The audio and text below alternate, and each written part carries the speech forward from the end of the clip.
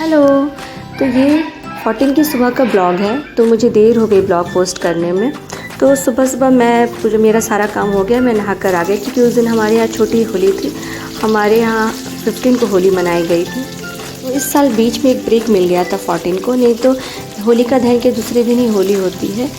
तो अब इस दिन कुछ क्या बनाए, तो बच्चों ने फरमाइश की कि उन्हें मटर पनीर की सब्ज़ी खानी है और राइस। तो दही बड़े भी बनाने थे। मैंने आज के दिन ही दही बड़े बनाए क्योंकि हम होलिका दहन के दिन ही मैं अधिकतर बना लेती हूँ, पर उस दिन मैंने सोचा कि अब दूसरा दिन एक दिन बचा ही है तो उस दिन मैं दही बड़े बनाऊँगी। तो जब मैं मटर पनीर की सब्ज़ी बनाती हूँ तो सबसे पहले उसमें मैं तेल को गर्म करके उसमें लहसुन, मिर्ची और प्याज, अदरक और टमाटर को हल्का सा सौते कर लेती हूँ और इन सब का एक पेस्ट बना लेती हूँ, फाइन पेस्ट। उसके बाद उस पेस्ट को मटर में मिलाकर फिर हल्दी और मिर्च मिलाकर अपने स्वाद अनुसार नमक मिलाकर आप उसको अच्छी तरह से फ्राई कर लीजिए। जब वो फ्राई हो जाए और मटर भी अच्छे से पक जाए तब उसमें आप गरम मसाला डाल दीजिए। गरम मसाला डाल के पानी डाल के उसके बाद उसमें ऊपर से पनीर ऐड कर दीजिए। बहुत कोई पनीर फ्राई भी करते हैं, लेकिन मैंने पनीर फ्राई नहीं किया। कभी कभी कर लेती हूँ जब मन होता है तो उसके बाद ये सब्ज़ी मेरी तैयार थी।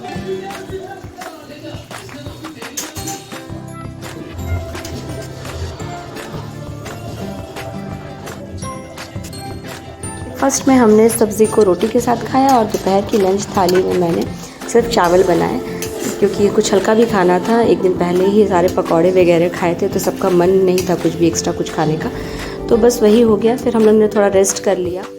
तो बहुत ही आराम था क्योंकि होलिका दहन के बीच में जो ब्रेक मिल गया था उसमें बहुत आराम से सारा काम स्मूथली चल रहा था, क्योंकि नहीं तो ब्रेक नहीं मिलता है। तो आज होली का दिन होता तो फिर सारा काम हो जाता है।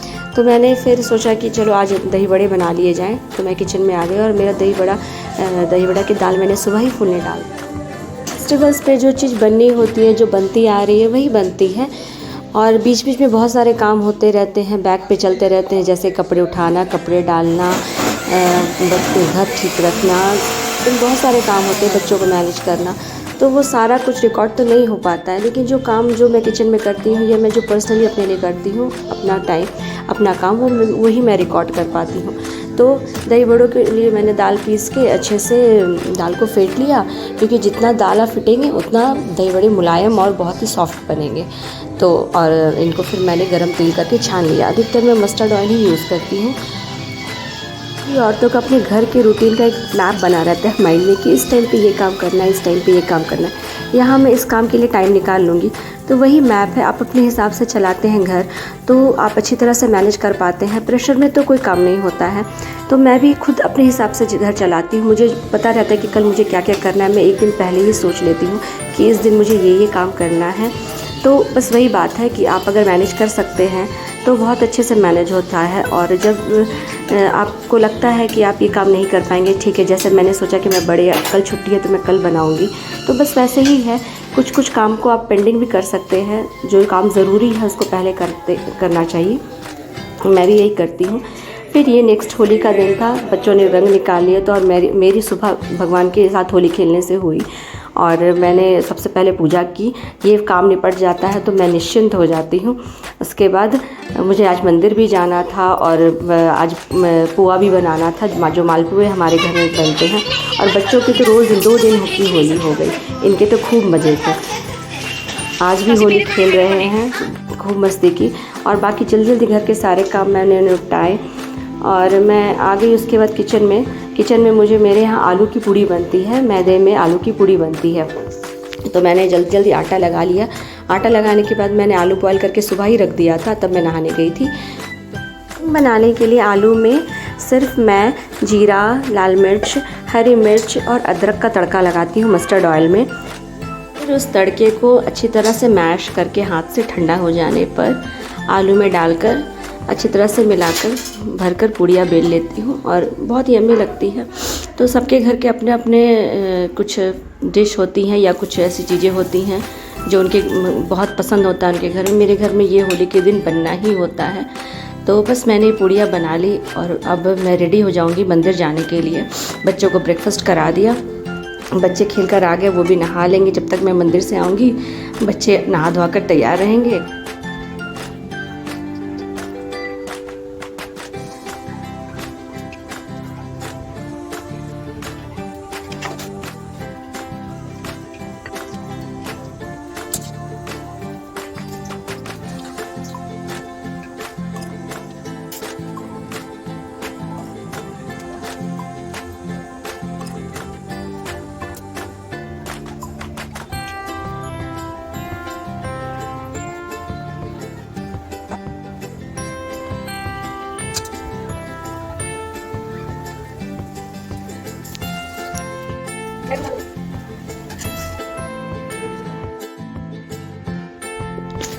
हम ये मंदिर हर सैटरडे को जाते हैं, तो 15 तारीख को सैटरडे ही था, तो हमने सोचा सुबह सुबह पहले मंदिर ही हो लिया जाए। ये मंदिर पटना जंक्शन के पास जो है, वहाँ महावीर मंदिर नाम से फेमस है। आप पटना जंक्शन पे उतरेंगे तो ये मंदिर आपको सबसे पहले दिखाई देगा। तो हम हर सैटरडे को आते ही हैं, तो उस दिन सैटरडे था।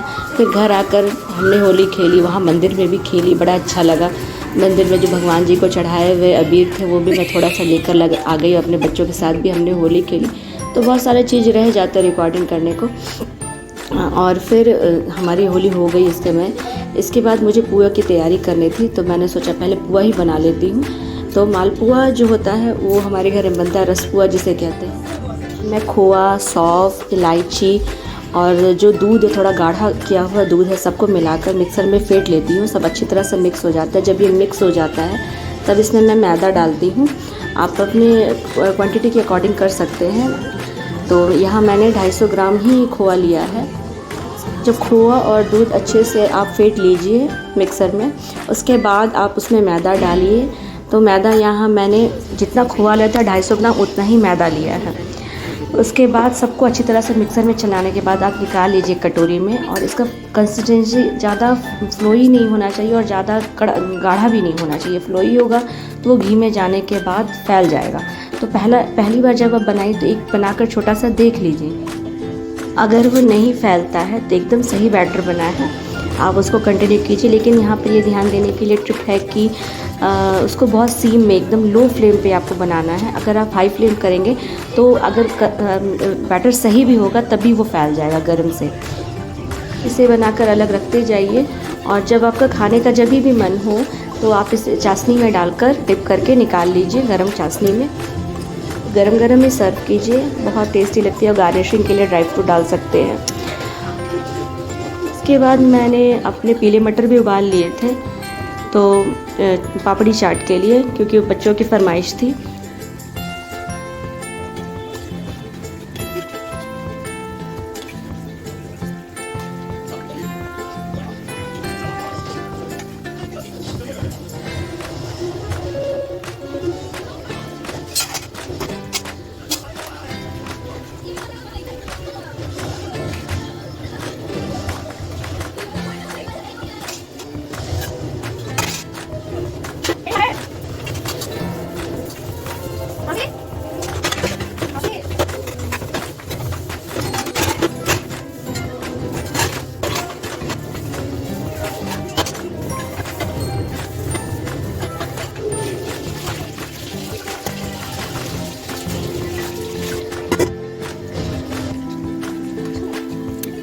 हम सब ने मिलकर पूरे एंजॉय किए और उसके बाद घर को थोड़ा ठीक ठाक किया ताकि वो शाम के लिए रेडी भी कर सके घर को।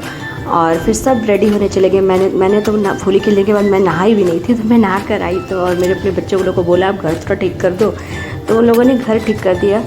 तो अकेले होने का ये मतलब नहीं होता है कि आप बहुत इन्जॉय करें लाइफ। अकेले होने का ये मतलब हो जाता है कि आप रिस्पॉन्सिबल हो और अपनी ज़िम्मेदारी को अच्छी तरह से निभा सकने के लिए भी आप रिस्पॉन्सिबल हो। लोग कहते हैं कि अकेले हैं, अकेले रहते हैं तो आराम से रहते हैं, लेकिन ऐसा नहीं है।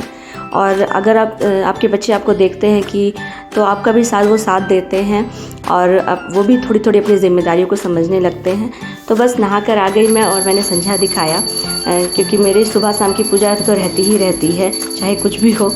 तो संध्या दिखाने के बाद मैं रेडी हो गई। रेडी होने के बाद बच्चों के साथ अबीर वाली होली खेली।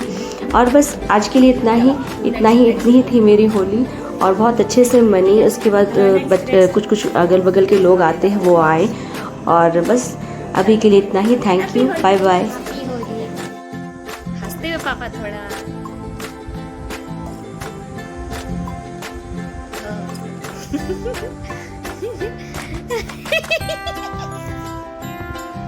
अच्छे थे पापा थोड़ा।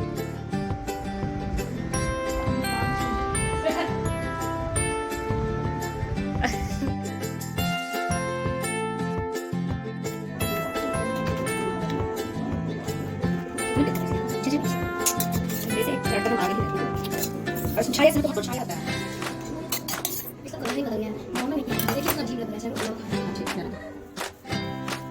नहीं चल सेम आलू भुजिया का पराठा खत्म हो गई ना आलू भुजिया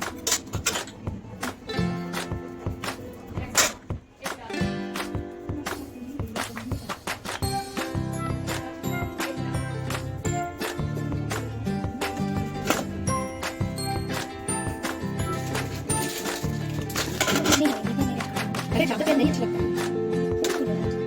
ये खाना ना